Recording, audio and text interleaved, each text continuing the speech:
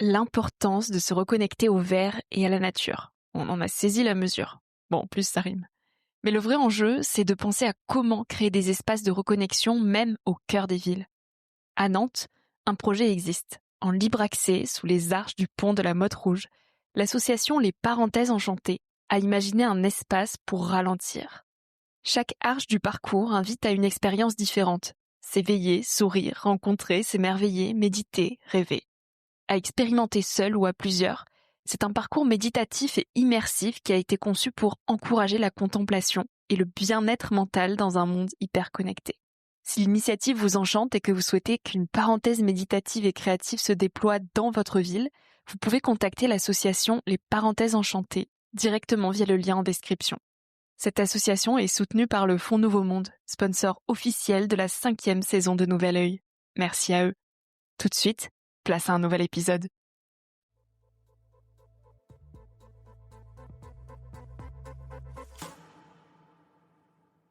Moi, je suis super speed sur le terrain. Je fais plein de trucs et tout. J'arrête jamais. J'apprends sur moi que sous l'eau, je m'arrête. Voilà, je suis calme. On a tous un rôle à jouer. Et le rôle de l'héritage, il me paraît absolument essentiel. On peut tous accompagner quelqu'un. On peut tous transmettre. Chaque petit geste est important.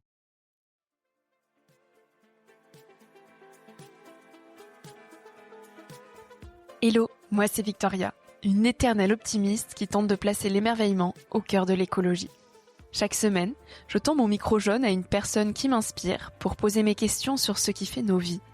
À travers le parcours audacieux de mes invités, je questionne la confiance en soi, le sens d'une vie, l'amour, la liberté, l'écologie, bref, autant de sujets qui traduisent un monde qui bouge et qui rythme nos vies.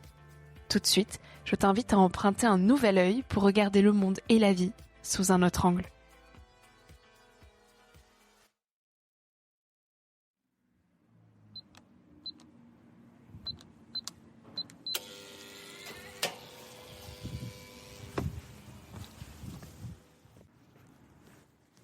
Bonjour Alexis. Bonjour. Ouais, ça va. J'étais un peu... Il n'y a pas de problème, la vue est belle, hein. C'est bien ici, hein. Ah, c'est magnifique. Ouais. Ça fait du sport tous les jours, là, de faire l'aller-retour. Ça, c'est bien. En fait, c'est pas tout ce qu'on va faire. Hein.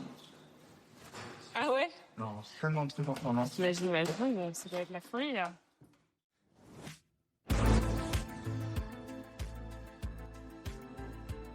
Rendre visible l'invisible. Voilà le métier d'Alexis Rosenfeld. Ou plutôt sa passion, devenue sa mission et puis finalement, sa vie. En fait, il est photographe, mais pas n'importe quel photographe. Un photographe dans un monde féerique, jusqu'au jour où il a compris que l'irréversible existait. Et que tous ces mots qui lui semblaient lointains, réchauffement, acidification, étaient en fait la réalité d'aujourd'hui. L'océan est une composante primordiale du système terrestre et un acteur essentiel de la régulation climatique et du maintien de la vie sur Terre. En 2016, la première évaluation mondiale des océans a révélé une dégradation alarmante des océans. En réponse, les Nations Unies ont lancé la décennie des sciences océaniques pour encourager la mobilisation internationale en faveur de leur protection. Ça, c'était pour poser le contexte. Et c'est aussi ce qui explique l'envie d'Alexis de donner à son travail un chemin plus engagé. Alors à travers ces images, il éveille les consciences face à la dégradation des océans. En 2018, en partenariat avec l'UNESCO, il a initié le projet Un Océan, qui vise à explorer, comprendre et émerveiller par l'image. Bref, vous l'aurez compris, Alexis plonge dans les eaux du monde pour déceler et relever à la surface les beautés fragiles. Avec lui sur Nouvel Œil, on parle de curiosité, de beauté et d'océan. J'espère que cette écoute t'aidera à rendre visible l'invisible. Moi, tu m'entends? Ouais, je t'entends très bien. C'est cool. Eh ben, si tu es prêt, on peut y aller. Allez. C'est parti. Bonjour Alexis. Bonjour. Je suis ravie d'être accueillie chez toi. Je suis avec Alexis Rosenfeld. Tu es photographe sous-marin et explorateur. Donc ça, c'est les casquettes qu'on te pose. Mais j'aimerais savoir comment est-ce que toi, tu voudrais te décrire à celles et ceux qui nous écoutent aujourd'hui. Je suis explorateur, mais je crois qu'on est tous explorateurs. Hein. Tous les gens qui sont curieux sont explorateurs. Donc, je fais partie de la grande bande des grands curieux. C'est quoi l'exploration pour toi? C'est la curiosité, c'est de dire, tiens, il y a quelque chose derrière ce mur, il y a quelque chose sous cette pierre, il y a quelque chose qu'on ne connaît pas qui est un un lieu mystérieux ou quelque chose de mystérieux et j'ai allé y poser mon regard pour pouvoir le raconter à d'autres. Cette curiosité aux choses et au monde, est-ce que tu l'as toujours eu en toi, dès tout petit? Ah oui, complètement. Je suis né avec cette curiosité. Et quand j'étais gamin, je me souviens que dès qu'il y avait un endroit un peu atypique, une bouche d'égout, je ne sais quoi, c'était pour moi. J'allais dedans. Une bouche d'égout. Non, ouais, j'ai fait ça tellement de fois, d'aller voir ce qu'il y avait, s'il n'y avait pas un monde secret caché sous cette plaque de fonte là. Je l'ai fait ça, ou rentrer dans des endroits interdits, etc. Oui, c'était mon, oui, ça l'est toujours d'ailleurs, hein. Dès qu'il y a un truc un peu improbable, je vais le capter. Et qu'est-ce que ça permet, qu'est-ce que ça apporte à une vie d'avoir cette vision sous le spectre de la curiosité de tout le temps? Je crois que la première chose qui est purement égoïste, c'est de pas se faire chier. Voilà, je m'embête pas, jamais. Parce qu'à chaque fois, il y a quelque chose de nouveau à comprendre, à découvrir, et forcément derrière à partager. Puis après, ce que ça apporte, c'est ça, c'est cette notion de partage, de dire ce que je produis intellectuellement quand je vais ouvrir cette trappe ou cette porte. Mais quand on parle de ça, je parle aussi des mondes cachés sous la surface. Aujourd'hui, c'est ça. Je vais pouvoir en ramener un récit et embarquer les gens avec moi dans ce grand voyage de l'imaginaire. Et notamment l'imaginaire qu'il y a sous terre, on va en parler. Il y a une question que je pose à tous mes invités en introduction, c'est qu'est-ce que la vie t'a appris jusqu'à aujourd'hui? Qu'est-ce que la vie m'a appris? Qu'il faut pas avoir peur. La vie, elle m'a appris qu'il faut pas avoir peur. Voilà. Et que tout peut se réaliser. Enfin, il suffit de cette petite impulsion, de cette envie, souvent d'un accompagnement, mais que tout peut se réaliser. Tu as eu des peurs? J'ai eu des petites peurs, ouais, et j'en ai de moins en moins. J'essaye de je les évite, en fait. Parce qu'en fait, j'ai quasiment rien à perdre. En fait, et cette peur, elle va me freiner, elle va me ralentir, elle va m'empêcher d'accéder à certaines choses. Alors je souhaite pas lui donner plus d'importance que ça. La peur, c'est pas la décharge d'adrénaline, parce qu'un monstre apparaît, hein. La peur, c'est de se dire, est-ce que j'ose faire ça et quelles vont être les conséquences d'oser faire ça. Donc j'ose. Voilà. Elle ne t'a jamais paralysé, cette peur? Non, jamais. Non. Non, non, rien ne m'a paralysé. Non, j'ai besoin d'avancer. J'ai besoin d'avancer parce que je trouve, voilà, c'est pas de l'entrepreneuriat, hein. C'est vraiment c'est passionnel. Donc voilà, moi je vis cette vie de curiosité passionnelle. Et comment on peut cultiver justement cette force en soi suffisamment puissante pour que les peurs ne laissent pas nos rêves s'éteindre au final? Au début, c'est de la pure autonomie, et par la suite, c'est par l'accompagnement de l'équipe, mes enfants, beaucoup, qui, je pense, j'espère qu'ils en profitent et qui n'ont pas ces peurs, qui ont aujourd'hui les deux la même force d'être capables de déplacer des montagnes pour faire ce qu'ils veulent. Et je trouve ça absolument admirable. Je trouve admirable. Toi, ce qui t'a aidé à déplacer des montagnes, c'est ta passion pour la mer, pour l'océan, pour les fonds marins. Tu as découvert la plongée à l'âge de 8 ans. Et ce premier jour de plongée, il a marqué un point de non-retour dans ta vie. Qu'est-ce qui s'est passé pour toi? La plongée, ça a été juste ma confirmation. La petite goutte d'eau. Ouais, c'est tout. Mais c'était avant, le fait d'avoir envie de découvrir ces mondes-là, c'était quelque chose de quasi certain bien avant. Comment ça t'est venu? Ça m'est venu par les films, les documentaires à la télé. Alors il y en a eu plein. Les plus connus sont ceux du commandant Cousteau, mais il y avait eu avant un truc incroyable qui est oublié aujourd'hui, qui s'appelle les caméras au point de Christian Zuber, un des premiers grands documentaristes qui partait en Afrique ou El Dabra ou je ne sais où, et nous ramenait ces récits de l'autre bout du monde. C'était incroyable, et puis il les incarnait. Donc comme Cousteau d'ailleurs, il y avait cette même veine narrative. Les contes de Jules Verne aussi t'ont inspiré? Ah bah oui, oui, mais en fait, avec Jules Verne, aujourd'hui, on sait pas si c'est des contes, des récits, ou on sait pas, hein. Peut-être qu'il avait une machine incroyable, parce que il y a beaucoup de choses qu'il a eu écrites qui se sont révélées assez vraies. Donc c'était un auteur prémonitoire, Jules Verne. Et alors ce premier jour où tu rencontres vraiment physiquement l'océan, qu'est-ce que tu as ressenti? C'est un monde où d'un coup je pouvais respirer sous la mer, respirer sous l'eau. C'est assez fantastique de dire j'ai le droit de changer de monde. C'est-à-dire que le fait de faire ça, ça pouvait me dire demain je peux aussi aller si je veux dans l'espace, pourquoi pas, ou dans des mondes pas encore dévoilés ou connus. Voilà, le mien ça devenait celui de l'océan. Et à quel moment tu t'es dit je vais en faire ma vie? Là, ça se fait là. À ce moment-là. Ouais, ça se fait là. Parce qu'à 17 ans déjà, tu es devenu le plus jeune moniteur d'état de plongée sous-marine en France. Et ça a marqué le début d'une carrière dédiée aux profondeurs finalement. Ouais, alors ça c'est un truc, c'est drôle. C'est une histoire drôle, hein. Ouais. Parce que j'ai eu effectivement cette certification de moniteur de plongée. J'avais 17 ans, mais en France, on est quand même très encadré par la loi. Donc j'avais ce monitorat qui me permettait d'enseigner, mais j'avais pas l'âge légal d'enseigner. Ah. Donc c'était un truc un peu bâtard. Et ça s'est transformé où ils pouvaient pas me donner un contrat de moniteur de plongée, et ils m'ont donné un contrat de gardien. Mais je plongeais. C'est un peu dissimulé. Ouais. Donc j'étais le gardien du phare de Portmans sur l'île de Port-Cros, mais j'étais dans la réalité moniteur de plongée. C'était un emploi plus ou moins fictif en fait. Tu t'es bien débrouillé. Et qu'est-ce qui te fascine tant finalement dans les mystères des mondes sous-marins? Pourquoi cette passion si passionnelle? Bah parce qu'en fait sous l'eau il se passe un truc incroyable, c'est que sur un endroit, sur une même plongée, je peux la refaire 10 fois, elle sera 10 fois différente. 10 fois, ça sera un nouveau monde. Une nouvelle ambiance lumineuse, un nouveau comportement animal, une nouvelle saison. Quelque chose de complètement différent.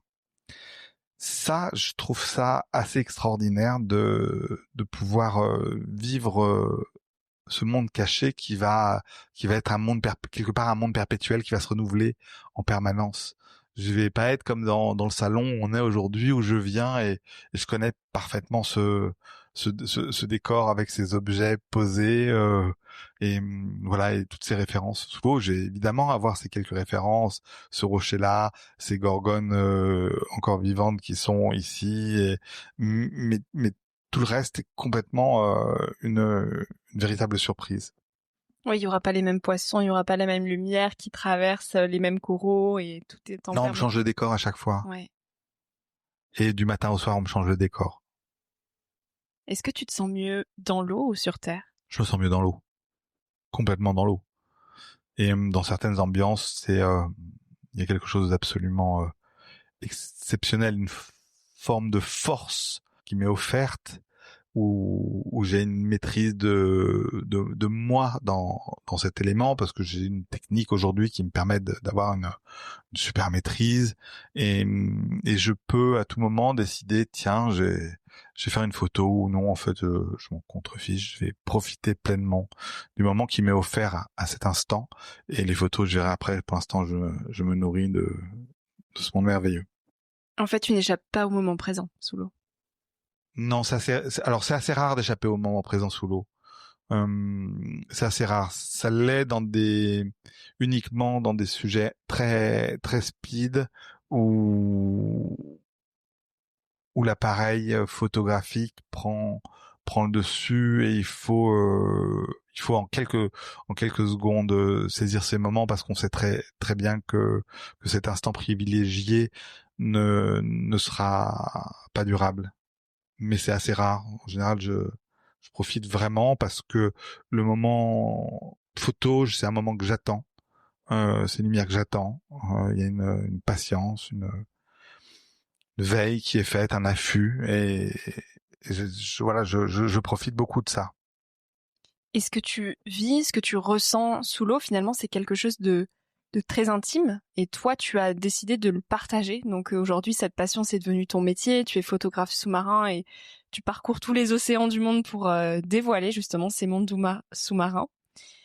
Tu les photographies mais tu les racontes aussi et tu prends part à des projets assez vertigineux comme celui de la dernière expédition du commandant Cousteau à Madagascar. Pourquoi vouloir partager ce que tu ressens?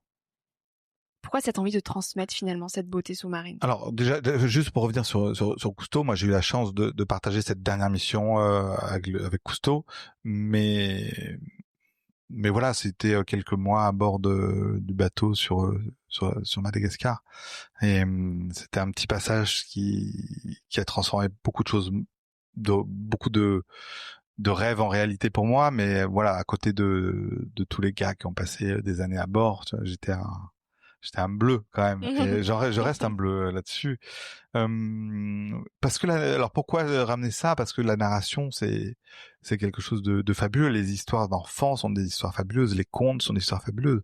Et moi, ce que je vis, c'est un conte. Voilà, un conte humide, mais un conte éveillé. Mais un conte éveillé. Donc je raconte ce conte comme j'ai toujours aimé qu'on me raconte des histoires, et comme je continue aujourd'hui à quasiment tous les jours à écouter des histoires dans les podcasts auxquels je suis abonné, parce que je trouve que c'est un moment d'intimité sublime de se laisser raconter une histoire. Et j'ai décidé que mon rôle, c'était aussi un rôle de raconter des histoires.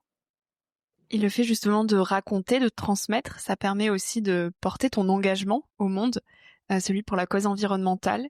Tu as notamment participé à la découverte de l'avion d'Antoine Saint-Exupéry au large de Marseille.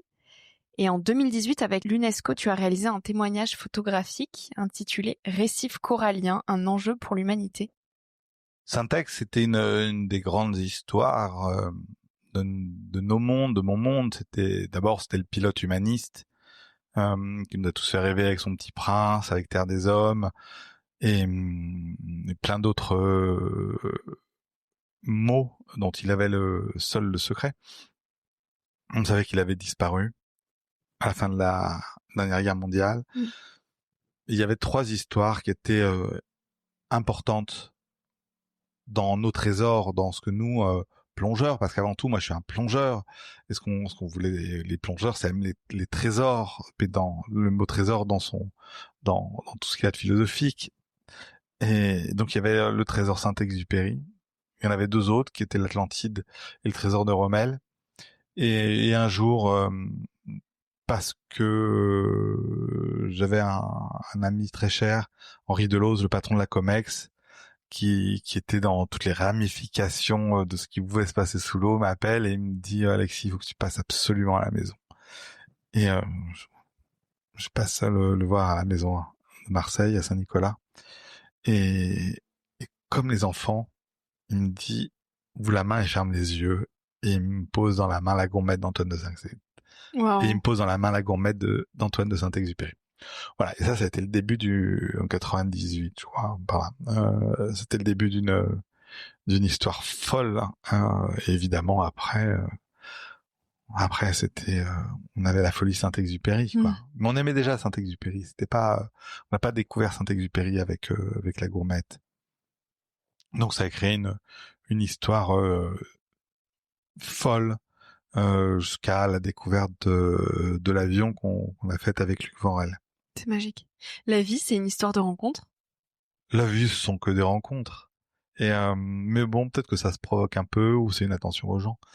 Mais c'est vrai que moi, j'ai cette chance d'avoir un entourage fort, fort sympathique, fort intelligent et fort empathique aussi, je crois. Et donc, ça nous permet de construire et de co-construire plein de choses ensemble. Mais il y a toujours un étrange mélange entre, parce que on a bien compris que c'était pas un métier, c'était une passion. Donc entre le besoin de travailler et le besoin de vivre des histoires. Tu vois ce que tu vis comme un travail? C'est rarement, c'est assez rare le sentiment de travail dans ce que je fais. Donc tu n'essaies pas de délimiter vie pro, vie perso, week-end, vacances. Non, non, je fais pas ça. Chaque projet que tu fais, il a pour autant un objectif unique, celui d'éveiller les consciences et de sensibiliser à la beauté et à la fragilité de ce monde. Ça, c'est surtout bâtir les consciences. C'est le travail que je mène depuis pas mal d'années avec l'UNESCO maintenant. On en parlait tout à l'heure, ce projet Récifs coralliens, un enjeu pour l'humanité, ça a été une planche d'appel pour parler de ces récifs coralliens dans le monde entier, comment ils sont aujourd'hui en survie, pourquoi, et à quoi, entre guillemets, ils servent, parce qu'aujourd'hui, t'es obligé de prouver qu'ils servent à quelque chose pour qu'ils soient intéressants. C'est assez odieux. Mais bon, on s'est prêté à cet exercice-là, et clairement, c'était extraordinaire de commencer ce grand projet entre guillemets de bâtisseur de conscience avec l'UNESCO, et projet qu'on continue aujourd'hui sur plein d'autres thématiques qui moi m'apportent beaucoup, qui leur apportent, j'espère, beaucoup aussi, mais qui nous permet de passer le message beaucoup plus haut, de manière beaucoup plus forte en termes et d'engagement et de visibilité internationale. Et c'est pour ça que tu te contentes pas seulement de capturer les splendeurs de l'océan, mais tu témoignes aussi de son déclin, notamment en photographiant la dégradation des récifs coralliens, qui sont, j'ai appris ça en préparant cette interview, c'est le refuge de 25% des espèces marines. Et donc pour sensibiliser plus largement au blanchissement des coraux, qui est un signe assez visible du réchauffement des océans, tu as sorti là récemment un livre Océan. Et à travers ces photos, tu lances un appel à la protection de ces milieux essentiels à la vie sur Terre. Oui, après c'est un peu odieux de le voir comme ça. Moi, je participe dans l'écosystème à la fois à raconter l'histoire et à alerter, mais je suis une petite goutte d'eau en image de tous ces projets-là. Je me prétends pas être le sauveur. J'apporte un gravillon à l'édifice à ma manière. Je fais ça. Et ce travail sur les récifs coralliens, c'était vraiment important parce qu'aujourd'hui, c'est un écosystème qui a beaucoup évolué dans notre connaissance. On le croyait limité à une trentaine de mètres de profondeur. On s'aperçoit à plus de 100 mètres, il y a encore des coraux qui colonisent le fond. Alors à moindre échelle évidemment parce qu'il y a moins de lumière, mais ça nous apporte beaucoup en termes de connaissances.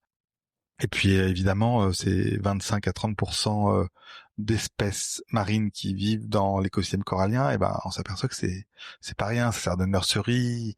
Ils se protègent de l'érosion. On trouve des médicaments. Puis c'est super beau en plus un récif corallien. Puis c'est un truc bizarre, ce corail qui est mi-animal, mi-minéral, mi-végétal. C'est un truc, c'est le seul animal bizarre, aussi bizarre qui est sur la planète. Mais c'est presque irréel tellement c'est magique. Ces couleurs fluorescentes, cette manière de vivre, c'est... Oui, c'est fou. C'est quelque chose de fou. C'est quelque chose de fou et de très, très, très dynamique. Puis c'est une guerre atroce entre eux. Une guerre chimique, physique et chimique entre les éponges, les coraux, les acides, les substances, etc. Il s'y passe des choses folles.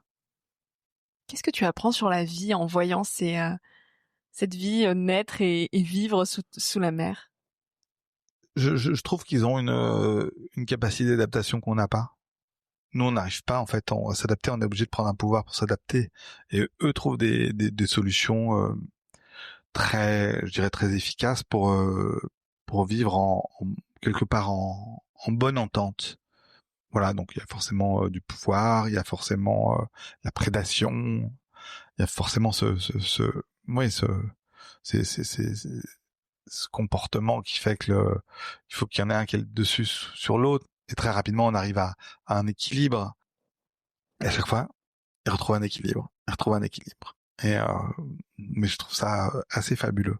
Donc tu as confiance au fait qu'ils vont s'adapter à l'acidification des océans, au réchauffement? Je crois pas du tout. Moi, je pense que ça va pas se passer comme ça du tout, mais je pense que ça va bien se passer pour la planète. Ouais. Comment ça va se passer? Mais moi je pense qu'on est nous face à un déclin, et on parle du déclin de la biodiversité et on en fait partie, donc voilà. Mais je pense que d'un point de vue naturel, voilà, dès qu'on n'est plus là, ça ira bien. C'est sûr. Dans ce livre justement, tu veux capter le lien indissociable entre l'homme et la mer. Et à travers les pages, tu dis, On se laisse transporter dans un monde de quiétude et de contemplation où chaque plongée est une exploration intérieure et une communion avec la nature qui témoigne de l'importance de l'océan pour l'humanité. Oui, parce que on a souvent l'habitude quand on est en balade de se raconter des histoires, de partager la contemplation. Là, non. Là, on est tout seul. Et on est tout seul face à une très grande introspection. Une introspection obligatoire. On est seul. Donc, cette histoire, on se la raconte à nous-mêmes. On va en retenir des bribes pour pouvoir le raconter plus tard, mais le moment vécu, c'est un moment solo. C'est un moment qu'on va, oui, c'est un moment complètement solo qui est souvent sublime et il s'y passe tellement de choses que quand je raconte des histoires derrière, je prends un morceau de l'histoire, mais la fois d'après, je prendrai un autre morceau de l'histoire et autre chose me sera revenu. Et je l'écris pas sous l'eau. Et cette introspection, finalement, c'est aussi une forme de méditation, presque. Est-ce qu'on peut la retrouver sur Terre ? Ah, je sais pas, moi je fais pas ça sur Terre, donc je peux pas te répondre à ça. Je fais pas assez de méditation. Non, moi je passe du temps dans l'eau. Ça me suffit, j'ai pas besoin de... Mais je recommande à plein de gens qui savent pas méditer sur Terre, peut-être d'aller sous l'eau, de se faire des plongées un peu longues, dans des bonnes conditions et d'avoir cette sensation unique. Moi je suis super speed sur Terre. Hein. Ouais. Je fais plein de trucs et tout, j'arrête jamais. Et j'apprends sur moi que sous l'eau, je m'arrête.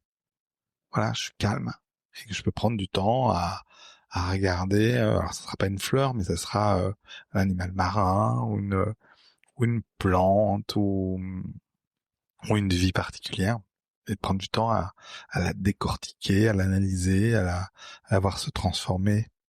Je vais faire ça, puis je vais retourner la voir parce que comme je me repère très bien sous l'eau, je sais exactement où sont passés les trucs. Quand j'y retourne, je peux revoir.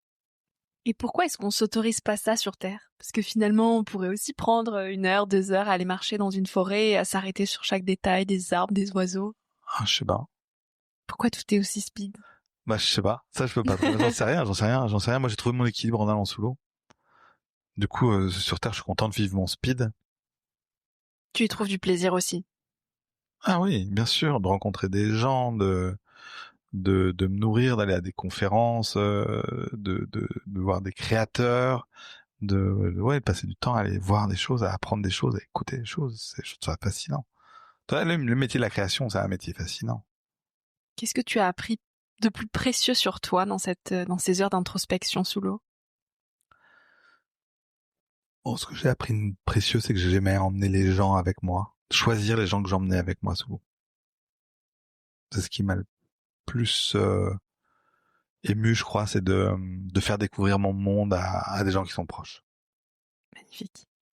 Écoute Alexis, on arrive aux questions de la fin. Est-ce que tu te sens à ta place aujourd'hui ? Ouh là là. J'essaye de trouver cette place. J'essaie de trouver ma place et d'y être bien. Mon métier, c'est un métier qui a énormément évolué. J'étais un simple preneur de photos pour des grands magazines. Voilà, je me rentrais dans ce monde d'exploration, de narration, des récits. Aujourd'hui, je fabrique des projets qui sont beaucoup plus gros. Je suis plus tout seul. J'ai une super équipe avec moi qui je pilote ce projet. Je fais des conférences que je faisais pas avant. Je trouve ça fascinant de raconter. Alors je me sens un peu imposteur quand je fais ça, hein, pour dire vrai. Mais des fois, là, le week-end dernier à l'UNESCO, il y avait l'Université de la Terre et on parlait à 300, 400 personnes sur des sujets où je suis pas du tout le plus grand spécialiste, mais c'est des sujets que j'ai vécus. Donc j'ai essayé de trouver cette place, la mienne, où je cherche comme j'ai pas très envie de parler de photographie spécifiquement ou de plongée sous-marine spécifiquement, où j'ai une très grande maîtrise des deux sujets, mais plutôt des histoires que je vis et pourquoi je les vis et comment je les vis, et d'essayer de transmettre l'importance de ces moments que j'ai pu partager avec certains. Sa place, et donc toi en l'occurrence ta place, Est-ce qu'elle est destinée ou est-ce qu'on la provoque, on va la chercher? Par exemple, les conférences, est-ce que c'est venu à toi ou est-ce que tu as eu ce besoin, cette envie de transmettre par la voix? Non, j'ai pas du tout envie de faire des conférences, moi. C'est venu à toi. Ouais, j'ai pas du tout envie de faire. J'y vais là parce qu'on me demande beaucoup. Mais non, je sais pas du tout attiré par aller parler devant des gens et tout. Ouh là là, pas du tout, du tout, du tout. Non, non, non. Et c'est un grand vide. Là, ça va, j'y vais sans vide, j'ai même plus de stress. Ça m'inquiète d'ailleurs. Mais j'ai même plus de stress. Mais en fait, j'ai plus de stress parce que j'ai gagné un truc, c'est de la confiance. J'avais pas cette confiance. Je pense que la plongée, la relation avec ces gens que j'emmène, ce travail photographique qui a évolué qualitativement, qui m'a rassuré aussi, ça me permet d'accéder à ça. Et donc la confiance repousse le syndrome de l'imposteur. C'est fort possible. Et alors le destin, tu y crois? Le destin? Ouais. Non, je crois pas. Non, non, le destin, j'y crois pas. Non, je crois pas. Je crois que c'est un mot de trop. Non, je crois pas qu'il y ait de destin, en fait. Non, non, je crois que tu crées et tu éduques. Voilà, et je trouve que c'est des petits allers-retours entre les grands et les petits, et qu'il y a cet héritage qui est important, et que nous on a ce devoir nous les plus vieux de transmettre et de dire voilà, toi on va t'accompagner. Et voilà, ça c'est pas du destin, c'est qu'il y a un accompagnant et un accompagnateur, et que les deux se sont mis d'accord à un moment ou à un autre pour faire du chemin ensemble. Elle ressemble à quoi une journée de Alexis Rosenfeld? Si c'est une journée en mer, c'est une chouette journée. C'est une super chouette journée. C'est c'est la préparation du matériel, c'est l'imagination, l'imaginaire de la plongée qu'on va réaliser, parce qu'il y a toujours l'imaginaire de la rencontre improbable. Donc tu la visualises avant? Oui, c'est jamais comme ça. Mais je me dis, tiens, je voudrais voir ça aujourd'hui. J'aimerais voir ça aujourd'hui. Alors peut-être que je vais être plus attentif sur ce que j'aimerais voir. Puis en fait, ça se passe pas du tout comme ça, mais je vois toujours quelque chose de sympa. Puis après, les journées bureau ou parisiennes, c'est des journées qui sont dans la course des rendez-vous, parce que ces projets comme celui-là, c'est des projets qu'il faut financer, qu'il faut faire exister d'un point de vue popularité. Donc il y a beaucoup de com, beaucoup de oui c'est de faire de l'écho, et puis des rendez-vous partenaires pour convaincre que ce projet c'est le meilleur projet du monde, et qu'il faut mieux financer participer au financement de celui-là que d'un projet qui soutient je sais pas quoi, la production d'énergie fossile, ou je sais pas quelle connerie on est encore capable de fabriquer aujourd'hui.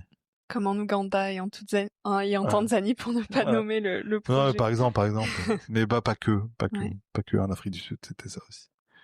Et quand tu es à Marseille, chez toi, comment s'articulent tes journées? Ça, c'est assez cool, souvent, parce que j'ai le bureau là qui est en bas, donc j'y suis beaucoup, mais j'y vais quand je veux. Et après, j'ai quand même mon échappatoire, c'est Marseille, c'est les Calanques. Et donc ça, c'est mon biais là, dès que il y a un peu de tension, partir caché dans les Calanques. Je connais tous les chemins. Oh, ça donne envie d'y aller là, avec ce beau soleil. Qu'est-ce que le mot émerveillement t'inspire, tiens, justement? Émerveillement, c'est un mot qui est émerveillement. C'est un mot extrêmement poétique, et on peut tout poser sur ce mot-là. C'est-à-dire qu'il n'y a pas de graduation, d'échelle d'émerveillement. Voilà, ça peut être n'importe quoi pour n'importe qui. Donc pour moi, l'émerveillement, c'est rendre heureux quelqu'un. C'est un mot d'amour, en fait, émerveillement. C'est une histoire d'amour entre un moment et une histoire qui va être racontée, ou prendre la main d'un enfant pour lui faire découvrir une tomate de mer, ou une petite crevette dans une flaque. Émerveillement, c'est chouette. On peut mettre tout dessus. On peut tout mettre, c'est un des plus beaux mots au monde. La liberté, c'est quoi pour toi? C'est ce que je fais. La Tu es liberté, libre. c'est de décider qu'aujourd'hui je suis là ce matin avec toi et que cet après-midi je serai dans les calanques et que c'est comme ça. De toute façon, c'est pas négociable. C'est pouvoir donner le ton que tu veux à tes journées. Ouais, c'est vraiment ça. C'est ce que j'essaie de faire. Hein. J'ai du mal, mais c'est mon combat quotidien.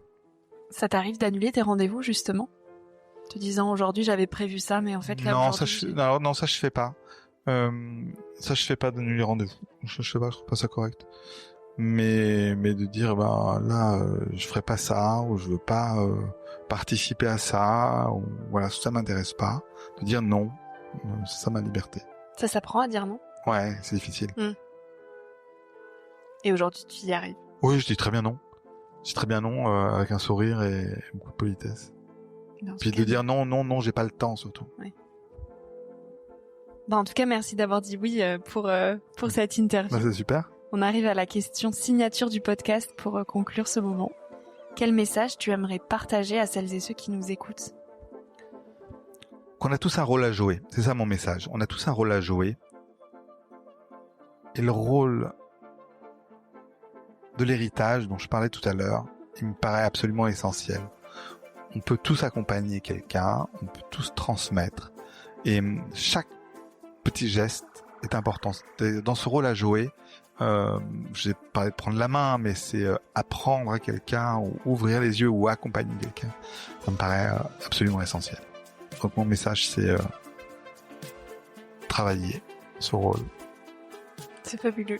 Merci beaucoup, Alexis, pour ce beau moment de partage. Ça me rappelle pourquoi je tends ce micro jaune des rencontres si inspirantes. Merci. Merci beaucoup. Si ce moment t'a plu et nourri, je t'invite à le partager, à laisser quelques étoiles sur iTunes et Spotify, ou à faire une story sur Instagram en identifiant Nouvel Oeil et mon invité de la semaine pour que l'on puisse te repartager. En attendant de se retrouver lundi prochain, tu peux suivre au quotidien mes aventures directement sur Instagram ou le site internet www.nouveloeil-podcast.com. Depuis ce site, tu pourras aussi t'abonner à ma newsletter. J'y partage des inspirations et des petites choses plus personnelles qui font mon quotidien. En attendant le prochain épisode, je te souhaite de savourer la vie comme il se doit et surtout de faire des choses folles.